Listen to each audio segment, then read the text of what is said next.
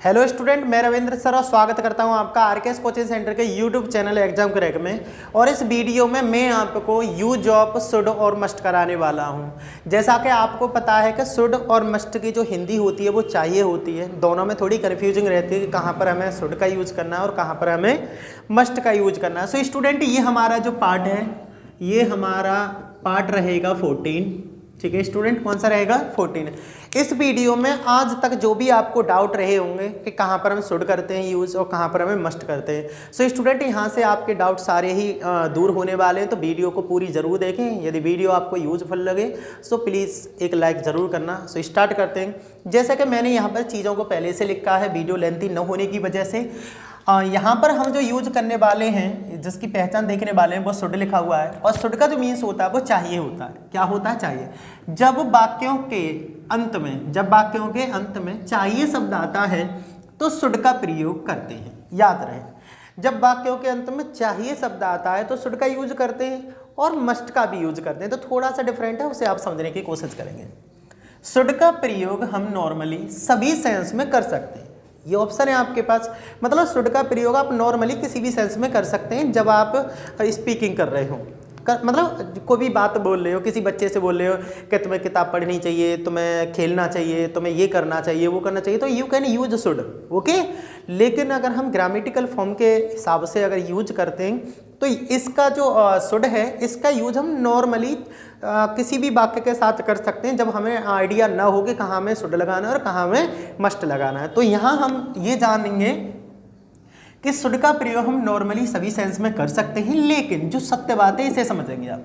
लेकिन ज़्यादातर शुड का प्रयोग आम बोल चाल में ही किया जाता है। आम बोल चाल जैसे कि हम तुम बोलते रहते हैं तो कोई दिक्कत नहीं, वहाँ पर हम शुड का यूज कर सकते हैं। लेकिन अगर हम किसकी बात करें? मस्ट की, तो मस्ट को आप अच्छी तरह से समझेंगे। इसकी पहचान भी दी हुई है। मस्ट का प्रयोग जब किसी वाक्य के अंत में क्या आ जाए? चाहिए, इसमें भी चाहिए शब्द आए तथा उस वाक्य में सच्चाई या अवश्य, यही है मेन चीज बस, जिन वाक्यों में सच्चाई या अवश्य शब्द का प्रयोग किया गया हो तो हम वहां पर मस्ट का प्रयोग करते हैं, यानी मस्ट लगाते हैं। तो सिंपल सी बात है, अगर कोई वाक्य है जिसमें मस्ट का यूज मान लो हमें करना है, तो या तो उसमें अवश्य लिखा होगा या फिर 100% श्योरिटी होगी। हम किसी को गलत सलाह नहीं देंगे।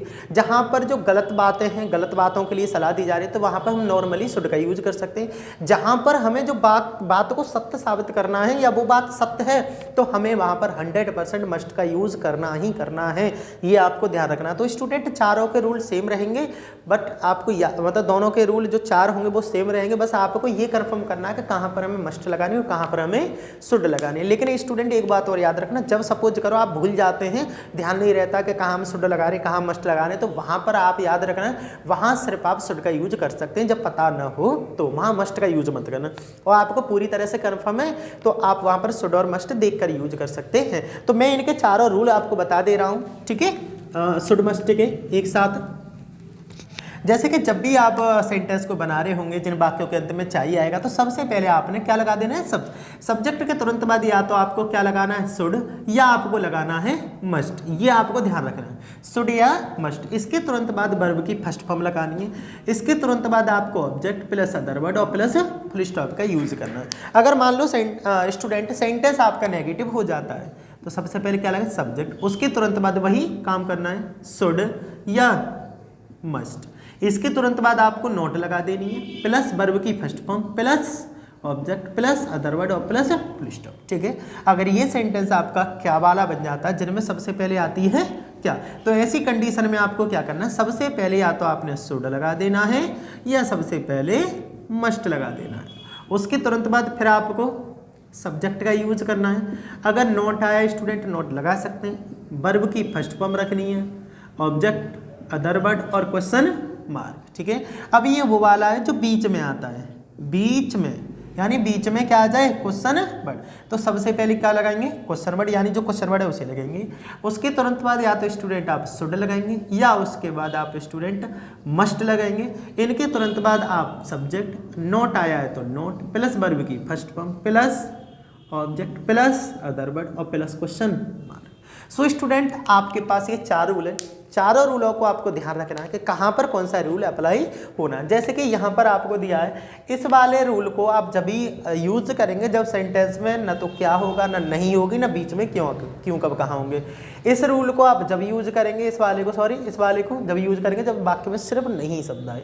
इसे जब यूज करेंगे जब वाक्य के शुरू में क्या आए, और इस वाले को जब यूज करेंगे जब वाक्य के बीच में क्यों कब कहाँ कैसे आते हैं। सो स्टूडेंट, रूलों को आपको विशेष करके याद रखना, और रूल के आधार पर आप किसी भी सेंटेंस को इंग्लिश में ट्रांसलेट कर सकते हैं। जैसे कि मैं एग्जाम्पल दे रहा हूँ, उसे आप समझने की कोशिश करेंगे। मान लो मैं एग्जाम्पल में लिख रहा हूँ,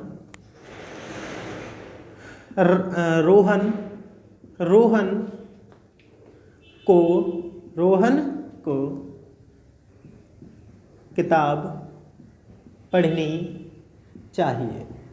अब यहाँ ध्यान देना, रोहन को किताब पढ़नी चाहिए। स्टूडेंट, अब आपको ये कन्फर्म करना है क्या ये बात वास्तविक है या अवास्तविक है।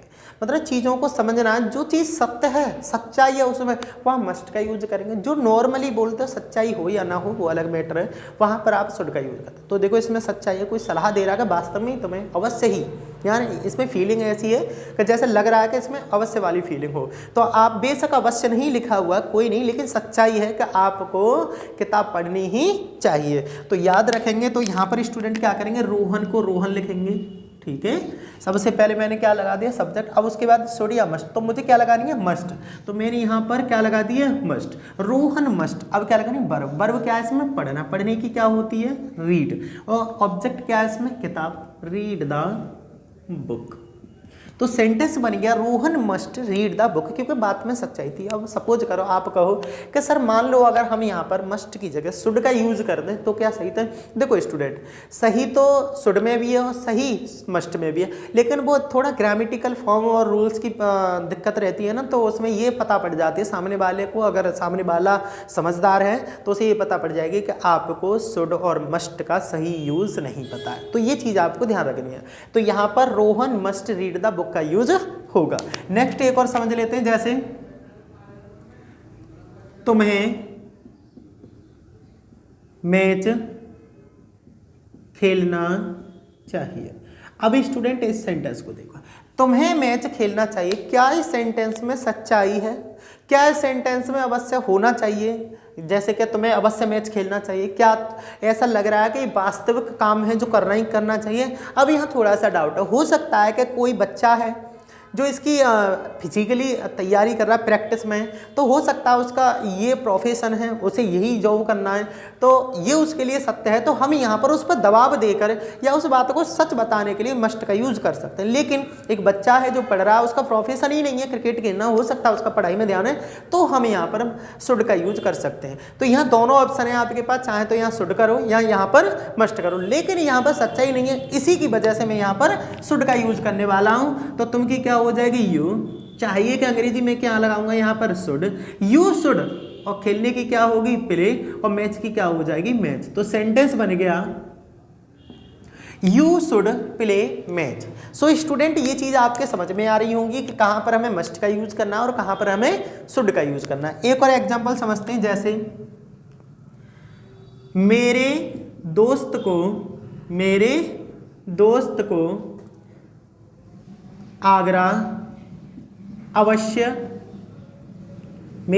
को आगरा अवश्य जाना चाहिए। अब स्टूडेंट यहाँ देखेंगे, यहाँ तो कुछ भी सोचने की जरूरत है ही नहीं है, क्योंकि यहाँ मस्ट ही लगना है। क्यों, क्योंकि इसमें क्या आ गया, अवश्य, और जहाँ पर अवश्य होगा वहाँ पर मस्ट का यूज करना ही करना है। तो मेरे दोस्त की क्या हो जाएगी स्टूडेंट, माई फ्रेंड। क्या हो जाएगी, माई फ्रेंड। और चाहिए कि क्या हो जाएगी यहाँ पर, मस्ट। माई फ्रेंड मस्ट, जाने की क्या होगी, गो टू, और आगरा की क्या हो जाएगी, आगरा।